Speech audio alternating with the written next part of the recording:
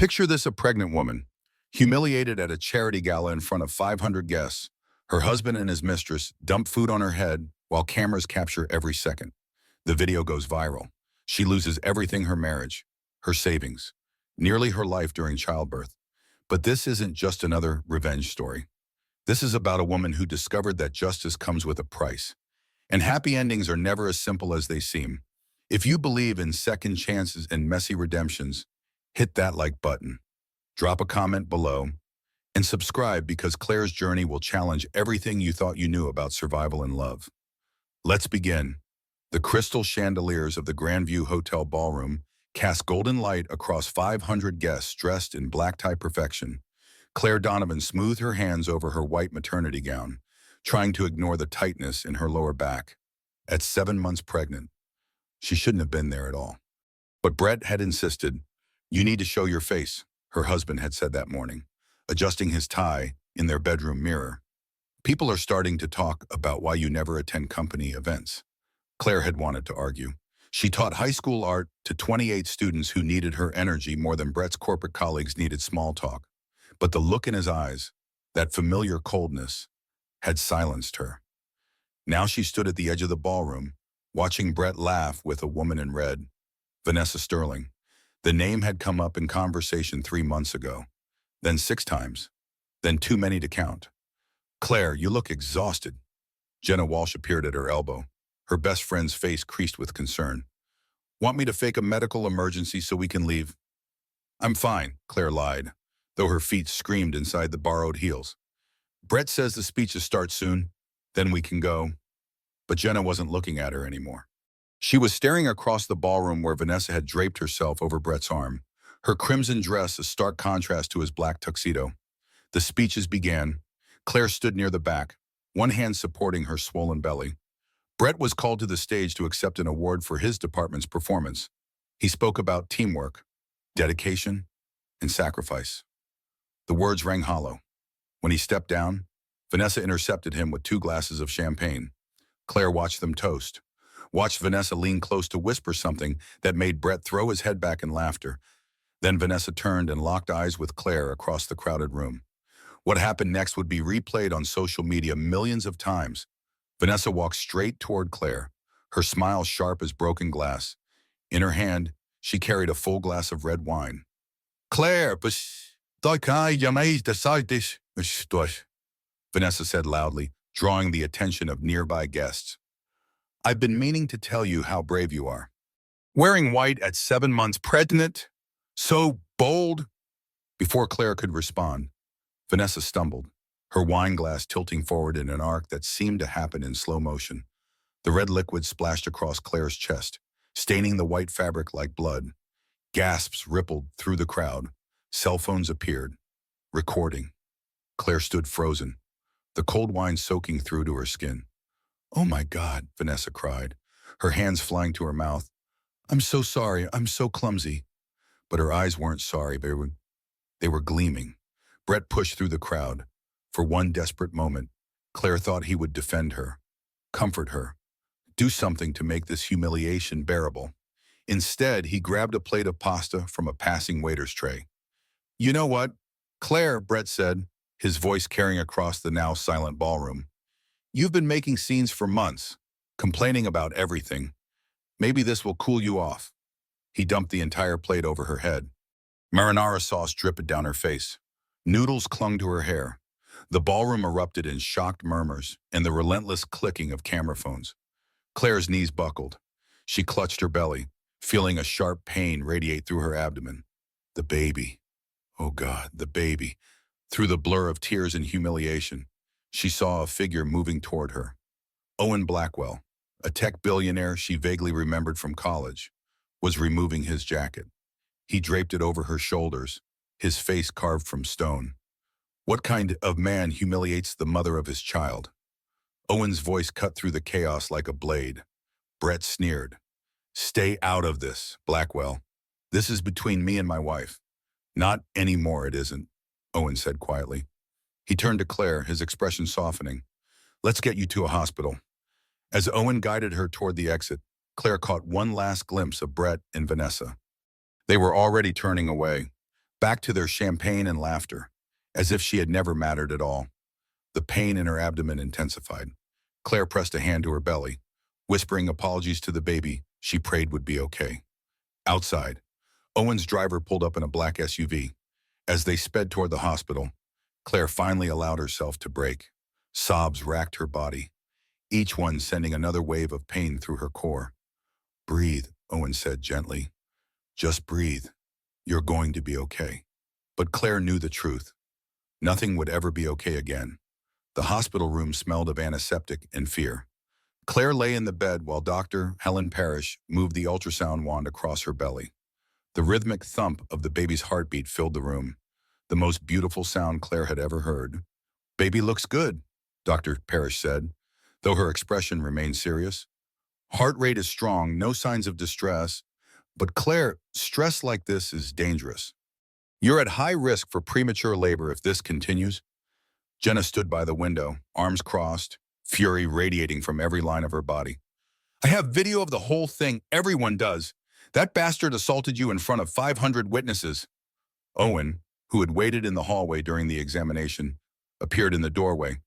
"I've contacted a lawyer, Ruth Martinez. She's the best divorce attorney in the state. She'll call you tomorrow." Claire wanted to protest, to say she couldn't afford a high-powered attorney, but Owen raised a hand. "It's handled. Consider it a loan, or don't consider it at all. Just focus on your health." After they left, Claire lay alone in the darkness, one hand on her belly. Her phone buzzed. A text from Brett. "I was drunk. Let's talk tomorrow. We can work this out." Hope fluttered weakly in her chest. Maybe he was right. Maybe the alcohol had loosened something cruel inside him that wasn't really there. Maybe in the morning, when he was sober, they could salvage something from this wreckage. She texted back, "Okay, tomorrow." The hospital discharged her at 2 in the morning. Jenna drove her home, insisting on staying, but Claire sent her away. She needed to face Brett alone. The apartment was dark. Claire let herself in quietly, padding down the hallway toward their bedroom. Maybe Brett was already asleep, already regretting what he'd done. She pushed open the bedroom door. Brett wasn't alone. Vanessa lay in their bed, her red dress pooled on the floor beside Brett's tuxedo. They were tangled in sheets Claire had washed 3 days ago, in the bed where she'd conceived the child now growing inside her. Brett's eyes met hers. He didn't look surprised. He didn't look sorry. "Claire," he said, his voice flat, "we need to talk." Vanessa sat up, pulling the sheet around herself with theatrical modesty. "Oh, this is awkward." Claire's hands went to her belly, a protective instinct she couldn't control. "How long?" she whispered. "Does it matter?" Brett swung his legs out of bed, reaching for his boxers. "I've been wanting out for months. This baby was a mistake. Claire, we both do. We both know it." The words hit her like physical blows. A mistake. Their child. The life growing inside her. The future she'd dreamed of. All of it. A mistake. "You said we'd talk," Claire managed, her voice breaking. "You said we could work it out." Brett laughed, a bitter sound devoid of humor. "I said we'd talk. I didn't say we'd work it out. I want a divorce. Claire, I want out of this marriage, out of this responsibility. Vanessa and I are moving to Chicago next month. New start." "The baby," Claire whispered. "Your child. Get an abortion," Vanessa said from the bed. "Or don't. Either way, Brett doesn't want to be tied down to some boring teacher and her accident baby." Claire's vision narrowed to a pinpoint. She backed out of the room, down the hallway, out of the apartment that had never really been hers. In the parking lot, she called Jenna, unable to form coherent words through her sobs. 30 minutes later, she was in her childhood bedroom at her parents' house, surrounded by high school art projects and faded posters. Her mother, Carol, sat beside her, stroking her hair like she was 10 years old again. "You're safe now," Carol whispered. "You and the baby, you're safe here." But Claire knew the truth. She would never be safe again. Brett had the money, the lawyers, the connections. She was a teacher with $32,000 in student loans and a baby on the way. How do you fight someone who's already taken everything by morning? Claire's humiliation had gone viral. The video, shot from multiple angles, had been shared across every social media platform. Hashtag gala humiliation trended worldwide. Celebrity gossip sites picked it up. News outlets ran segments analyzing the footage. Claire's phone wouldn't stop buzzing. Text messages from colleagues. Emails from reporters requesting interviews. Friend requests from strangers who wanted a piece of her tragedy. She turned off her phone and stared at the ceiling of her childhood bedroom. Tom Donovan, her father, knocked softly before entering. He'd worked as a construction foreman for 30 years, his hands permanently calloused, his back permanently bent. He sat on the edge of her bed, not speaking for a long moment. "Your mother wants to drive to that apartment and set it on fire," he finally said. "I talked her down to slashing his tires." Claire almost smiled. Almost. "I need a lawyer. Dad. A real one. That billionaire, Owen, he already set that up." Tom's expression was cautious. "You knew him from college?" "Barely. We had one class together sophomore year. I didn't even know he remembered me." Her father studied her face. "People don't just help like that for nothing." "Claire Bear, what's he want?" "I don't know," Claire admitted. "Maybe he's just a decent person." Tom snorted but didn't argue. He left, and Claire forced herself to get up, to shower, to face the day. Ruth Martinez arrived that afternoon. She was 50-ish, sharp-eyed, dressed in a power suit that probably cost more than Claire's car. She spread files across the Donovan family's kitchen table while Carol hovered nearby with coffee and cookies. "The video is damning," Ruth said without preamble. "Clear assault, witnesses, multiple recordings. Normally I'd say this is an easy win. But Brett's family has money and connections. His mother is Sandra Hoffman, sits on 3 nonprofit boards, golfs with judges. This won't be simple." Claire's stomach twisted. "So what do I do?" "We file for divorce immediately. Restraining order, document everything, every text, every call, every interaction. Brett will try to paint you as unstable, emotional, using the pregnancy to manipulate him. We need to stay 3 steps ahead." Over the next week, Claire learned the brutal mechanics of divorce: restraining order hearings, depositions, financial disclosures that revealed Brett had drained their joint savings account. $47,000 Claire had inherited from her grandmother, money she'd been saving for the baby. "He can't do that," Claire said, staring at the bank statement. "That was my money. It was in a joint account," Ruth explained. "Technically legal, if morally reprehensible. We'll argue for reimbursement, but these things take time." Time Claire didn't have. Her principal had called. Voice sympathetic, but firm. "Given the media attention, we think it's best if you take the rest of the semester off. Paid leave, of course. Paid leave that would run out in 8 weeks." Then what? The one bright spot came from an unexpected source. The viral video had sparked outrage. Women's advocacy groups rallied around her. A GoFundMe appeared, raising money for legal fees and medical expenses. Strangers sent messages of support. "You're not alone," one woman wrote. "I survived my own Brett. You will too." Claire wanted to believe it. Brett's lawyer filed a countersuit, claiming Claire had been emotionally abusive throughout their marriage, that she'd trapped him with the pregnancy, that her hysteria at the gala proved she was mentally unstable. "They're gaslighting you in legal documents," Jenna fumed, reading the filing. "This is insane." But it was working. Some media outlets began questioning the narrative. Was she really the victim, one headline asked, inside the troubled marriage that led to gala meltdown? Claire stopped reading the news. She focused on the baby, on doctor appointments, on building a case. Ruth assured her they were winning. Then the judge granted Brett supervised visitation rights once the baby was born. Claire read the order in disbelief. "He dumped food on me while I was pregnant. How does he get any rights?" Ruth's expression was grim. His lawyer argued that the gala incident was marital discord, not child endangerment, and legally he is the father, absent proven danger to the child. Courts favor parental rights. That night, Claire lay in bed, feeling the baby kick against her ribs. She placed both hands on her belly and whispered, "I'll protect you, no matter what it takes. I'll keep you safe." She just wished she knew how. 3 weeks later, Claire thought she was finally gaining ground. The restraining order was holding. Brett had stopped his harassment. The media frenzy had died down to a simmer. She'd even ventured back to her apartment with Jenna to collect her belongings. The apartment was empty, not just of Brett's things, but of everything. Furniture, dishes, the rocking chair Claire had refinished for the nursery, all gone. He took everything, Claire whispered, standing in the bare living room. Even my grandmother's quilt. Jenna was already on the phone with Ruth.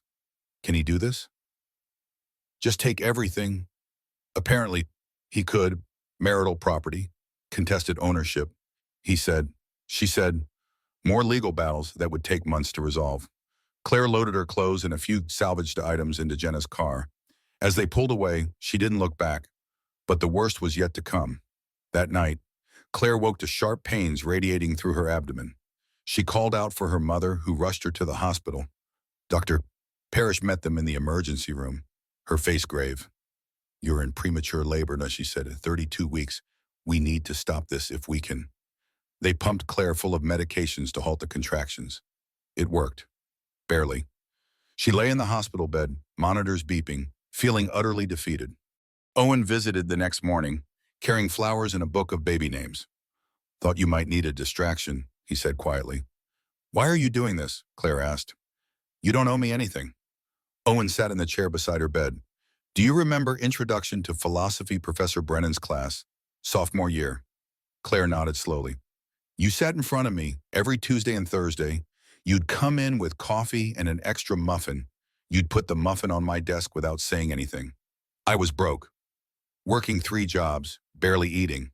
Those muffins probably saved my life. Claire stared at him. She had a vague memory of a quiet student who always looked exhausted. But she'd never connected him to the billionaire Owen Blackwell had become. I just thought you looked hungry, she said. You saw someone who needed help, and you helped. No questions, no judgment. Now it's my turn. Before Claire could respond, her father burst into the room, his face red with fury. Brett's here, in the hospital. He's demanding to see you. Security had stopped him in the lobby, but Brett was shouting loud enough for the entire floor to hear. That's my wife. That's my baby. You can't keep me away. Owen stood immediately. I'll handle this. No. Claire swung her legs out of bed, ignoring the nurse's protest. I'll handle it. She found Brett in the lobby, dressed in an expensive suit, flanked by his lawyer. Behind him stood his mother, Sandra Hoffman, a woman who'd made clear at the wedding that Claire would never be good enough for her son. Claire, Brett said, his voice dripping false concern. I heard about the baby. I came as soon as I could. You violated the restraining order, Claire said quietly. Security, please escort him out. Brett's mask slipped, revealing the fury beneath. That's my child you're carrying. Mine. You think some piece of paper means I don't have rights? The order says you can't come within 500 feet of me, Claire said. This hospital isn't that big. Sandra Hoffman stepped forward, her voice cold. My son has every right to be present for the birth of his child. We'll be filing to modify the restraining order immediately. Your son assaulted me, Claire said, loud enough for the gathering crowd to hear. In front of 500 people, on camera, and you think he deserves rights? I think you're an opportunistic gold digger who trapped my son with a pregnancy and is now using this circus to extort money, Sandra said calmly. And I have the resources to prove it in court. That was when Claire understood. This wasn't just about Brett anymore. This was about a family with unlimited money and connections who saw her as a threat to their reputation. Owen appeared at her elbow. Mrs. Hoffman, I'd advise you to leave before I call my lawyers. And trust me, mine are better than yours. Sandra's eyes narrowed. Owen Blackwell, I should have known you'd insert yourself into this. Always had a savior complex. And you've always enjoyed crushing anyone beneath your social standing. Owen replied evenly. But Claire isn't alone anymore. Remember that. Security finally escorted Brett out, but his voice echoed back. This isn't over. Claire, you'll never keep my child from me. Back in her hospital room, Claire collapsed onto the bed, shaking. The monitors shrieked as her blood pressure spiked. Dr. Parrish rushed in, calling for medication. We need to calm her down, the doctor said urgently, or we're going to lose this baby. But how do you calm down when you've just realized the fight has only begun, and your opponent has all the weapons they managed to stop the labor again? But Dr. Parrish's warning was clear. One more stress event like that, and we won't be able to prevent early delivery. You need complete bed rest. Claire, no exceptions. Complete bed rest in her parents' house, watching the world fall apart through a laptop screen. Brett's legal team filed motions daily. Motion to modify restraining order. Motion for emergency custody hearing. Motion claiming Claire was mentally unfit. Each filing cost money to respond to, draining the GoFundMe donations and Owen's seemingly bottomless generosity. They're trying to bankrupt you emotionally and financially, Ruth explained during a video call. It's a war of attrition. They think if they push hard enough, you'll give up. Claire wouldn't give up. Couldn't. Not with life growing inside her, depending on her strength. But then the doctored evidence appeared. Brett's lawyer presented text messages, supposedly from Claire's phone, threatening Vanessa. If you don't leave my husband alone, you'll regret it. Screenshots of emails where Claire allegedly called Brett's coworkers to spread lies about his affair. Phone records showing she'd called his office 47 times in one day. I never sent those texts, Claire insisted, staring at the fabricated evidence. I never made those calls.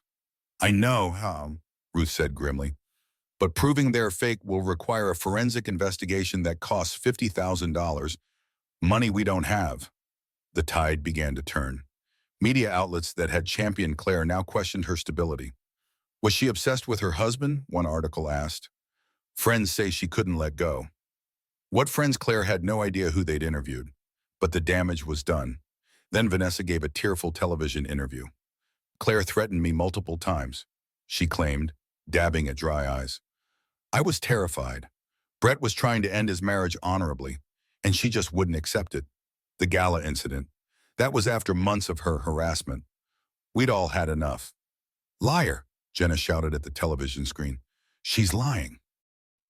But lies told convincingly enough became truth to people who didn't know better. The judge scheduled a hearing to reconsider the restraining order. If it was lifted, Brett could attend doctor appointments, be present at the birth, insert himself back into Claire's life illegally. We'll fight it, Ruth promised. But I have to be honest. Claire, even Sandra Hoffman's connections are working against us. 3 witnesses have recanted their gala testimony, claiming they were too far away to really see what happened. The video, Claire said desperately. The video shows everything. The video shows Brett and Vanessa dumping food on you. Their lawyers are arguing it was a mutual altercation, that you'd been screaming at them just before cameras started recording. Without audio, it's your word against theirs. Claire felt the world tilting beneath her. So what do? We prepare for the worst and hope for the best. The worst came 3 days later. Claire woke at 2 in the morning, her sheets soaked. Not from sweat, from amniotic fluid. Her water had broken at 33 weeks, and this time there was no stopping it. Mom, she called out, trying to keep her voice steady. Mom, it's time. The drive to the hospital passed in a blur. Contractions racked her body every 3 minutes. Too soon, too fast, too much. Dr. Parrish was waiting. Okay, Claire, your baby's decided he's done waiting. Let's bring him into the world. The delivery room was chaos, machines beeping, nurses shouting instructions. Claire pushed when they told her to push, breathed when they told her to breathe, and tried not to think about the fact that her baby is 7 weeks early. And then, through the pain and fear, she heard it. A thin, high cry, "No, it's a boy," Dr. Parrish announced. Small, but he's breathing on his own. They placed him on Claire's chest for just a moment. A tiny, perfect creature with Brett's nose and Claire's chin. She counted his fingers, his toes, memorizing every detail before the NICU team whisked him away. Dylan, she whispered. Your name is Dylan. Then the doors burst open. Brett pushed past security, still dressed in pajamas and a coat, his hair wild. That's my son. Where's my son? Sir, you need to leave, a nurse said firmly. There's a restraining order. I don't care about some piece of paper. That's my child. Brett lunged toward the NICU team carrying Dylan. Owen appeared from nowhere, intercepting Brett with an arm across his chest. You need to leave. Now. Get off me, Blackwell! Brett shoved Owen hard. What happened next occurred in seconds. Owen shoved back. Brett stumbled, crashing into a medical cart. Equipment clattered to the floor. Security rushed in, tackling Brett to the ground as he screamed obscenities. And Claire, watching from the delivery bed, felt something inside her break. Not her body, her spirit. Dr. Parrish's voice cut through the chaos. We're losing her. She's hemorrhaging. The world went dark at the edges. Claire heard voices shouting, felt hands on her body, saw the ceiling lights blur into streaks. Her last thought before consciousness slipped away was of Dylan, alone in the NICU, and whether she'd ever hold him again. Claire woke in recovery 2 days later. The first thing she asked was about Dylan. He's stable, Carol said, squeezing her hand. 4 pounds, 2 ounces. He's in the NICU, but he's breathing on his own. He's a fighter, just like his mama. The second thing Claire learned was that Brett had been arrested for violating the restraining order and assaulting hospital staff. He'd spent 1 night in jail before Sandra bailed him out. The third thing was the medical bill. $180,000 for the emergency C-section, blood transfusions, and NICU care. Claire's insurance would cover some of it, but she'd still owe at least $70,000. $70,000 she didn't have. Owens offered to help, Tom said quietly. But I told him we needed to talk to you first. Claire closed her eyes.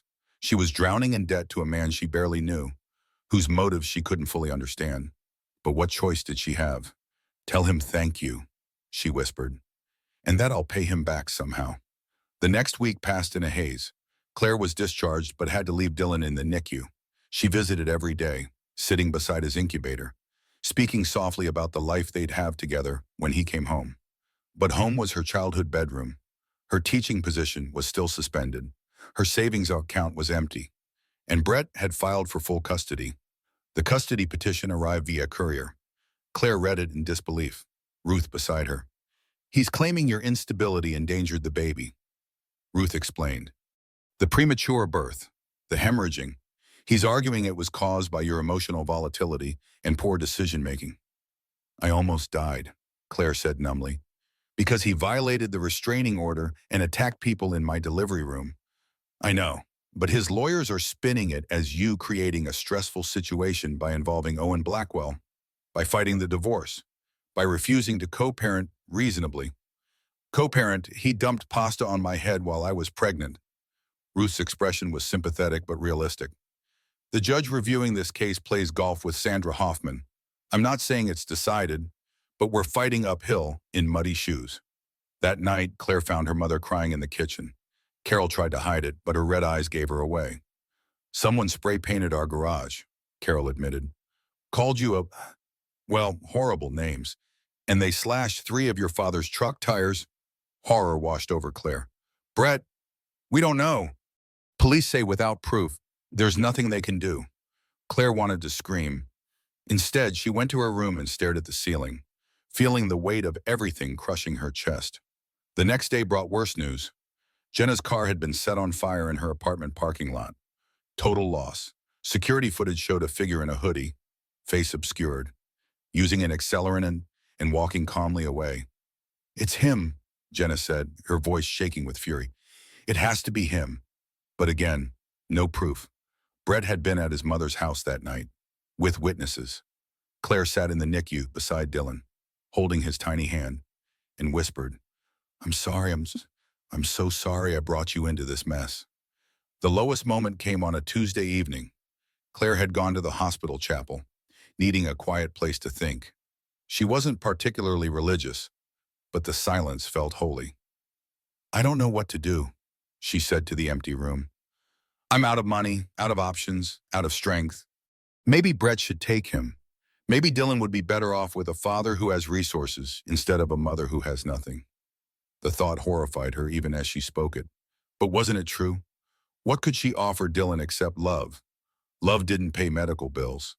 Love didn't guarantee safety. Talking to yourself is the first sign of something, a voice said. Claire looked up to find Owen in the doorway. How did you know I was here? Your mom told me you'd disappeared. I figured you'd be here or the NICU. He sat beside her on the wooden pew. What's going on in your head? That maybe everyone's right. Maybe I should give up. Dylan needs his mother, Claire, not his father's money. His mother. His mother is broke, unemployed, and probably about to lose a custody battle to a man who assaulted her. Owen was quiet for a moment. Then he said, and then, I need to tell you something. About Brett. What? My investigators have been digging. Brett's been embezzling from his firm, $2.3 million over the last 18 months, funneled to offshore accounts. Vanessa's been helping him. They're planning to disappear to the Cayman Islands once the custody battle is resolved. Claire stared at him. You have proof, bank records, emails, wire transfers, everything we'd need to destroy him. Hope flared in her chest, bright and painful. Then we can stop him. We can end this. There's a problem. Owen's expression was troubled. Some of the evidence was obtained through methods that aren't exactly legal. If we use it in court, I could face charges, illegal surveillance, hacking, wire fraud. The Hope guttered out. So we can't use it. We could turn it over to the FBI anonymously, but that takes time. Investigations, warrants, building a federal case. Months, maybe years. And in the meantime, Brett could win custody. Claire felt the walls closing in. So my choice is let Brett take Dylan, or let you go to prison for helping me. That's not what I'm saying, but that's the reality. Claire stood, her legs unsteady. Everyone who helps me gets hurt. Jenna's car is destroyed. My parents' house is vandalized. Now you're risking federal charges? Maybe Brett's right. Maybe I am the problem. Claire, thank you for everything. Owen, but I think it's time I handled this myself. She left the chapel, leaving Owen sitting alone in the pews. She had no plan, no strategy, no hope, just the crushing certainty that she was out of options. That night, Brett's lawyer called with a settlement offer. Drop the divorce proceedings, the lawyer said. Sign an NDA agreeing never to discuss the gala incident, except $50,000. In exchange, Mr. Hoffman withdraws his custody petition and signs over full parental rights to you. Claire held the phone, dizzy with the implications. He'd give up Dylan completely. He wants to move forward with his life. The child will, as he's stated, unplanned. This allows everyone a clean break. Ruth, listening on speaker, was shaking her head furiously. But $50,000 would cover the medical bills, would let Claire start over, would end this nightmare. I need 24 hours, Claire said. You have 12. After that, the offer expires and we proceed with the custody hearing. Claire hung up and looked at Ruth. What do I do? Don't sign, Ruth said immediately. This is a trap. The NDA means you can never speak about what he did. He wins, you disappear, and Brett rewrites history. But Dylan would be safe. I'd be free of him forever. Would you, Ruth challenged, or would you spend the rest of your life wondering if you could have fought harder? Claire didn't have an answer. She had 12 hours to decide whether to accept defeat or risk losing everything in one final battle. And she had no idea which choice would destroy her more completely. Claire didn't sleep that night. She sat in Dylan's room, the nursery her parents had helped set up in their spare bedroom, and thought about choices. She could sign the settlement, take the money, ensure Brett never came near Dylan again, disappear into a quiet life teaching art and raising her son. Or she could fight, use Owen's evidence, watch him face potential federal charges for helping her, risk losing Dylan completely if the custody battle went wrong.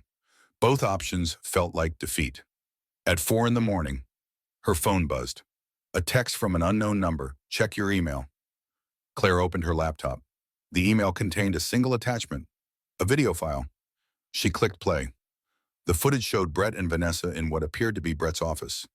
The timestamp was from 2 months ago, before the gala. They were reviewing financial documents, and their voices came through clearly. If we move the money now, Brett was saying, Claire will never be able to touch it. Even if she gets suspicious, I'll claim business losses. By the time the divorce is final, everything will be offshore. Vanessa leaned over his shoulder. And the baby legal obligation only. I'll fight for custody just to keep her scared, keep her spending money on lawyers. Then I'll offer a settlement, give up rights, and we're free. Claire's hands shook as she watched. This was premeditation. This was proof that everything, the humiliation, the legal battles, the custody fight, had been a calculated strategy to destroy her. A second email arrived. More where this came from? FBI has received anonymous package. Arrest warrant being prepared. You don't have to use illegal evidence. Feds will handle it. You just have to hold on a little longer. Oh, Claire closed her laptop and cried. Not from despair this time, from relief. She called Ruth at 6 in the morning. Don't accept the settlement. We're going to fight. Are you sure? Brett's about to have bigger problems than custody of a son he never wanted. 3 days later, FBI agents arrested Brett at his mother's house. The charges: wire fraud, embezzlement, money laundering. Vanessa was arrested simultaneously at her apartment downtown. The media exploded. The man who'd humiliated his pregnant wife at a charity gala was now facing federal charges for stealing millions. The narrative flipped completely. Sandra Hoffman, for all her connections, couldn't stop federal prosecutors. She held a press conference, her face tight with fury, claiming her son was innocent, that he was being persecuted because of the viral video. Nobody believed her. Vanessa, facing 20 years in prison, took a plea deal. She testified that Brett had orchestrated everything, including the gala humiliation, to emotionally destroy Claire so she'd be easier to manipulate in divorce proceedings. He said if he made her look unstable, Vanessa testified, she'd accept whatever settlement he offered just to make it stop. The custody filing was always a bluff. Claire watched the testimony from the hospital, where she sat beside Dylan's incubator. He was 2 weeks old, still tiny but growing stronger every day. Your dad's going away for a long time, she whispered to him. And I'm so sorry. Not because he's gone, but because you deserved better. You deserved a father who wanted you. But something nagged at her. The victory felt hollow. Brett was being punished. Yes, but because Owen had crossed legal lines to get evidence, because someone had committed crimes to expose Brett's crimes. That evening, Owen visited the NICU. He brought coffee and sat beside her in companionable silence. The FBI has questions about their anonymous tip, he said eventually. They know the evidence came from somewhere. They're investigating how it was obtained. Will you be arrested? Maybe. Probably. My lawyers say if I cooperate, I'll likely face fines. Probation. If I don't, it could be worse. Claire set down her coffee. The settlement offer. Do you think Brett would renew it now? Owen looked at her sharply. Why? Because if I accepted it, if he signed the NDA and took his money, maybe the FBI investigation would lose momentum. No victim pushing for prosecution, no media circus. Maybe the scrutiny on how the evidence was obtained would fade. Don't, Owen said firmly. Don't even think about protecting Brett to protect me. I'm not protecting Brett. I'm protecting too. I made my choice. Claire, I knew the risks, and I'd do it again. Why? The question burst out of her. Why risk everything for someone you barely know? Owen was quiet for a long moment, watching Dylan sleep. Because 10 years ago, a girl I barely knew saw that I was hungry and needed help, and she helped without asking why. She taught me that kindness doesn't need a reason. This is me trying to live up to that lesson. Claire's eyes burned with tears. I can't let you go to prison for me. You're not letting me do anything. This was my choice, but he stood, preparing to leave. Brett's lawyer called Ruth this afternoon. He's withdrawing the custody petition completely. He'll sign away parental rights in exchange for you not testifying at his trial. It's over. Claire, Bush, you won. After Owen left, Claire sat alone with Dylan, processing everything. She had won, but it didn't feel like victory. It felt complicated and messy and morally gray. Brett would go to prison. Owen might face charges. Vanessa had flipped for a lighter sentence. Sandra Hoffman's reputation was shattered. And Claire was left holding a baby who would grow up knowing his father was a criminal. Life, she was learning, didn't offer clean endings. Just complicated ones you had to figure out how to live with. The question was, how do you teach a child about justice when the system that delivered it required someone else to break the law? She didn't have an answer. Maybe she never would. 6 months passed. Dylan came home from the NICU at 6 weeks old, still tiny but healthy. Claire returned to teaching part-time, grateful when her principal offered her position back with no questions asked. Brett was sentenced to 15 years in federal prison. Vanessa received 5 with possibility of parole. Sandra Hoffman moved to Florida, avoiding the Pittsburgh scandal. Owen faced charges for illegal surveillance and wire fraud. His lawyers negotiated a plea deal, 3 years probation, $500,000 in fines, community service, no prison time, but his reputation took a hit. Some business partners distanced themselves. Tech blogs ran articles questioning his ethics. Claire tried to reach out, but Owen politely declined her calls. "You need to focus on Dylan," he wrote in a text. "I need to deal with my consequences. We both need space to heal." She understood, but it hurt.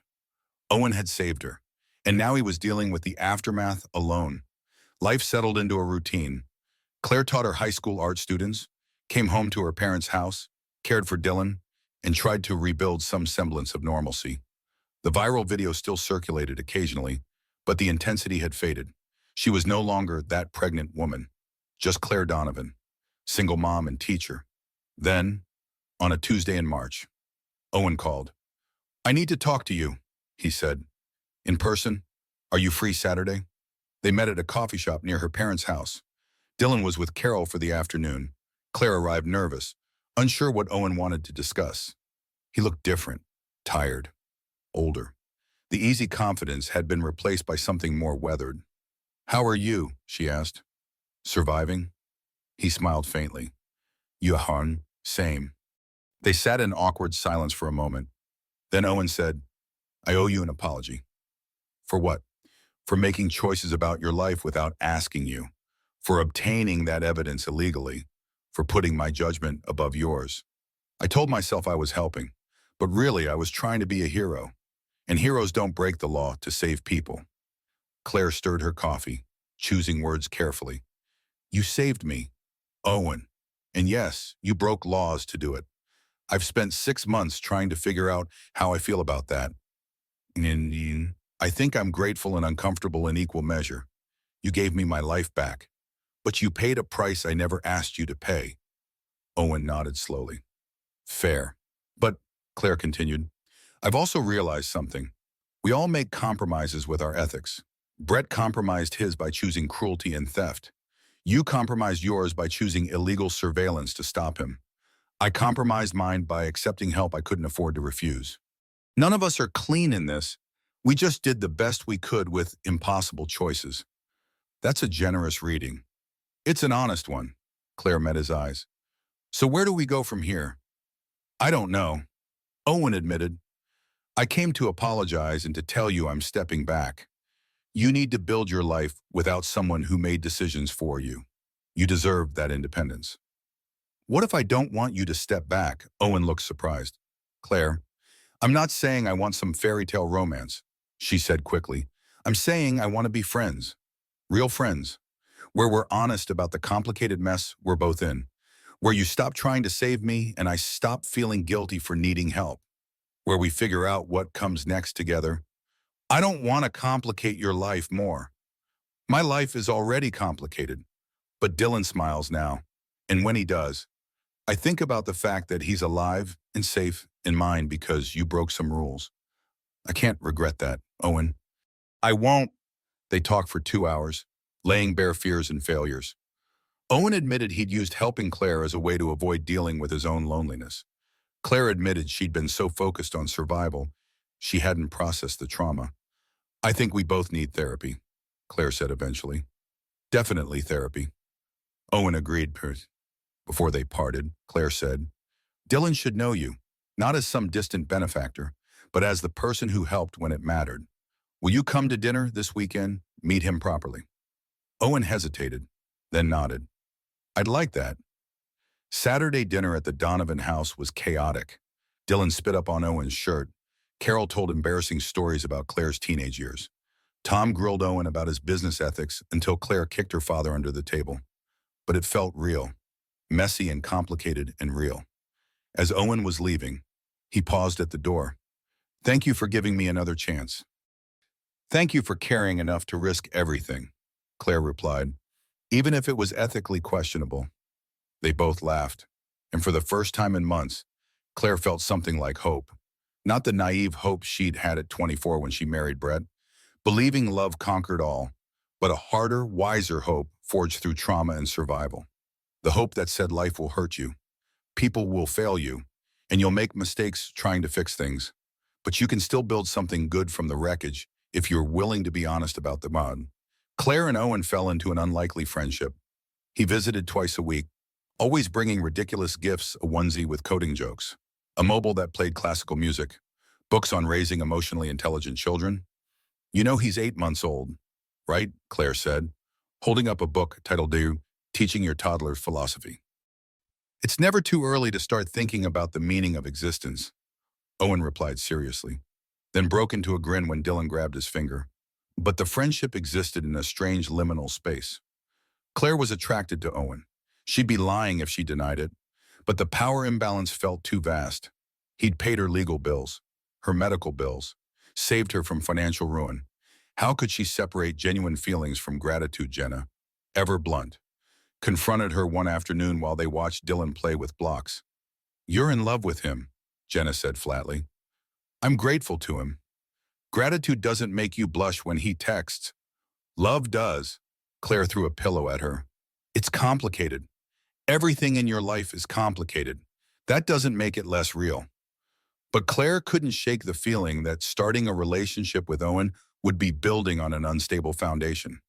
He'd been her savior, her benefactor, her illegal surveillance conducting guardian angel.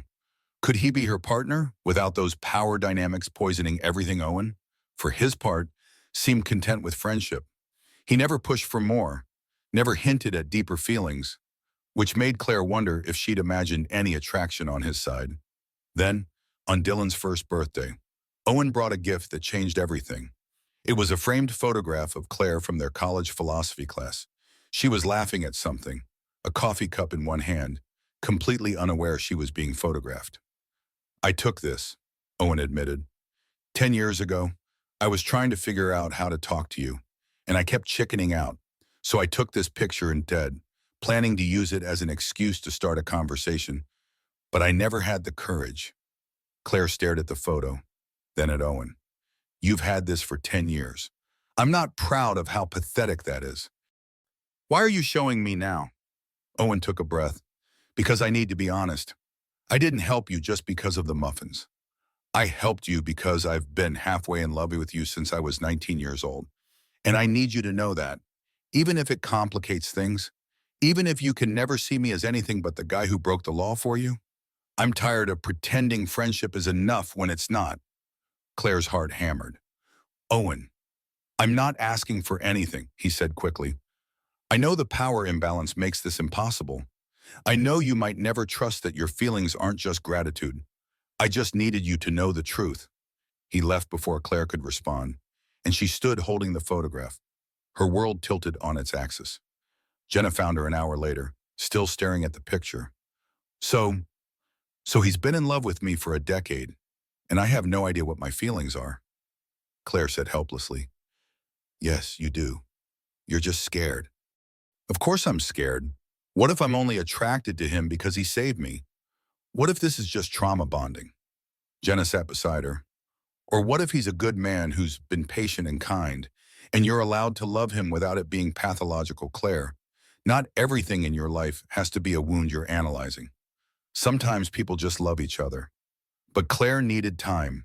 She called Owen that night and asked for something that surprised both of them: couples therapy.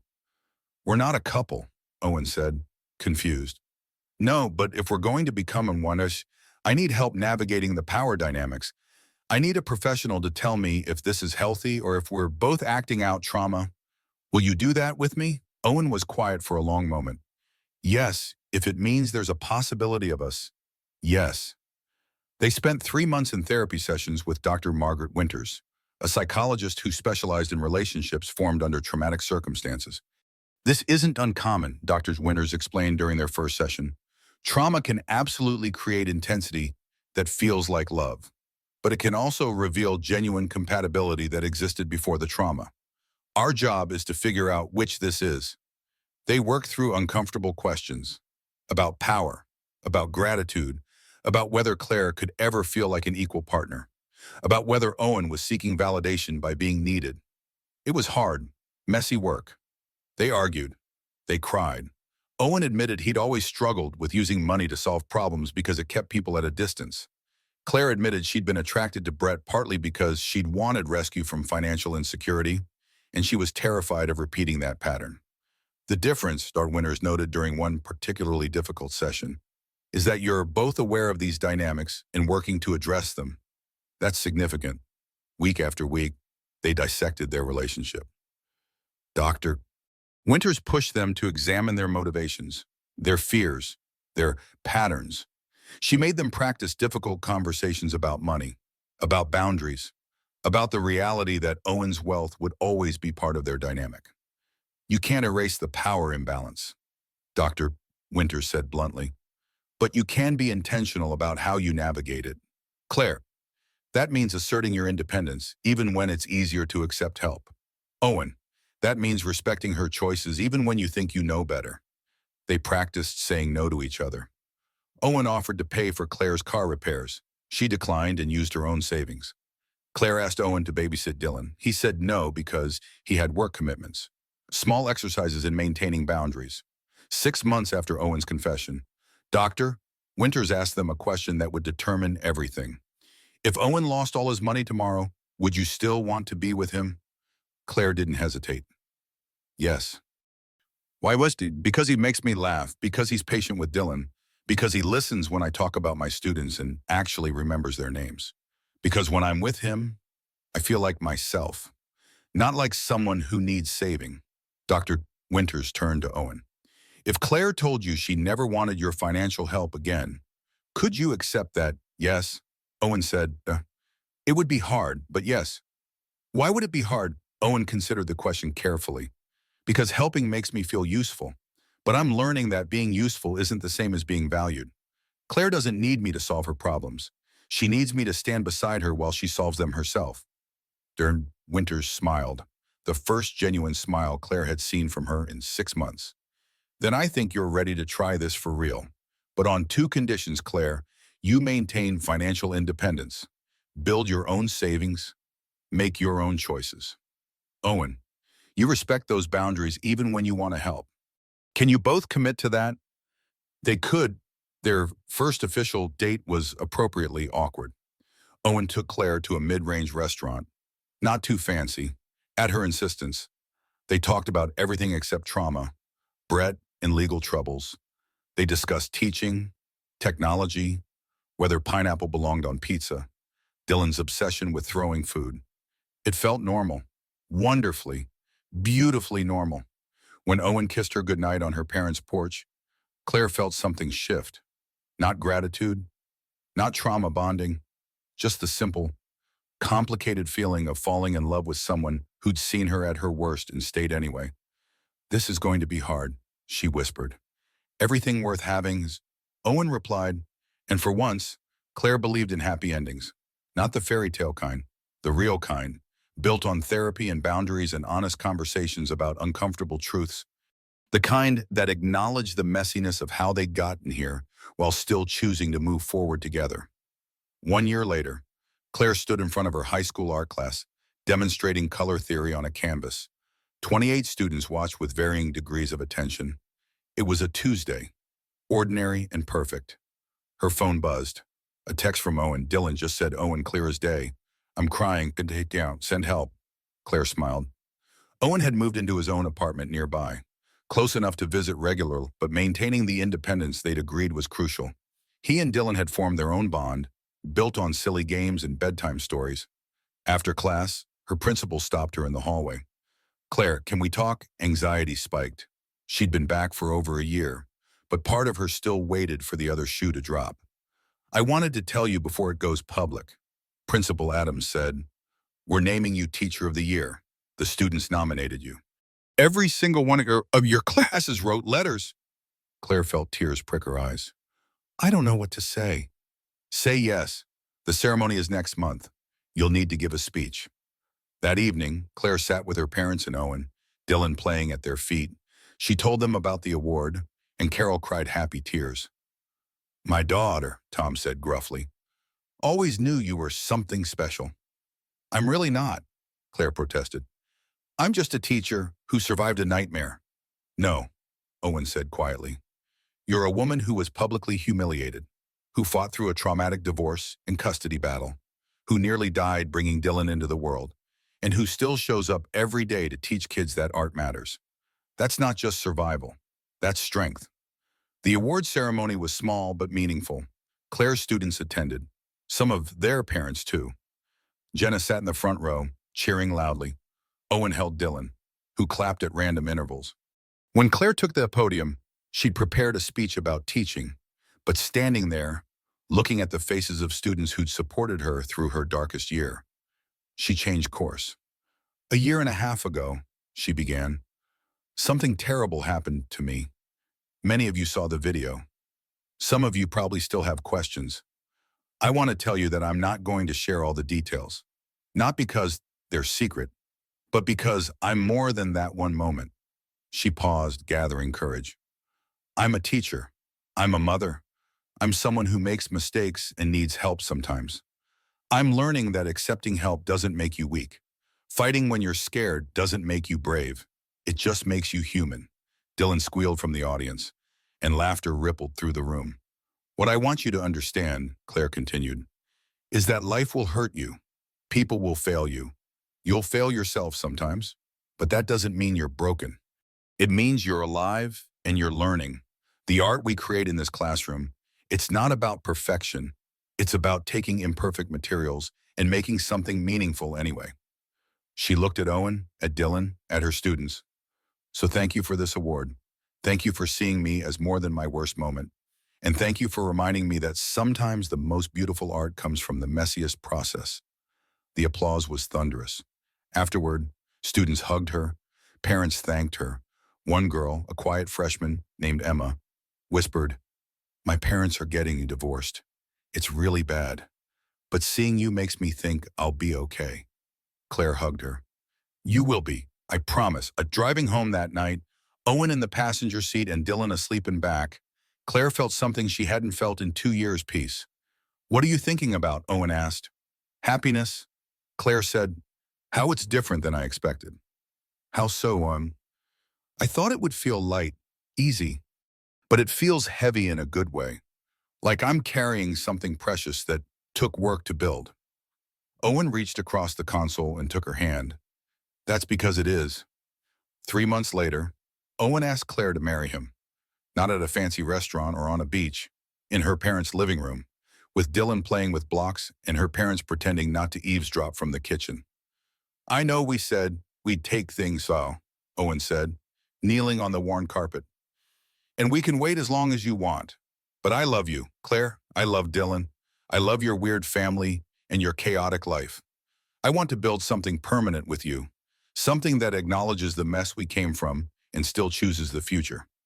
The ring was modest, nothing like Brett's ostentatious diamond. It was a simple band with a small stone, and it was perfect. "Yes," Claire said, "but we're doing a prenup, and I'm keeping my name professionally, and we're still doing therapy." "Deal," Owen said, laughing. They married 6 months later in a small ceremony in her parents' backyard. Jenna was maid of honor. Dylan, now 2, toddled down the aisle as ring bearer, got distracted by a butterfly, and sat down halfway to examine a dandelion. The ceremony was imperfect and beautiful. Claire's vows acknowledged the pain they'd survived and the work still ahead. Owen's promised to respect her independence while building partnership. When the officiant pronounced them married, Dylan clapped and shouted, "Yay!" and everyone laughed. At the reception, Ruth Martinez cornered Claire. "I never told you this, but I almost didn't take your case. I thought it was too messy, too much media, too risky. I'm glad I was wrong." "Me too, Asa," Claire said. Later, dancing with Owen while Dylan napped on her father's shoulder, Claire thought about the woman she'd been 2 years ago, humiliated, broken, certain she'd never recover. That woman would be amazed by this moment. Not because of the happy ending, but because of the journey, the therapy, the hard conversations, the boundaries set and respected, the choice to love someone not because he saved her, but because she chose him. What are you smiling about? Owen asked. Everything, Claire said. The whole messy, complicated, beautiful everything. As the sun set over her parents' garden, Claire held tight to the life she'd rebuilt. Not perfect, not easy, but hers. And sometimes, that was the best kind of happy ending, the one you fought for, earned, and built with your own imperfect hands.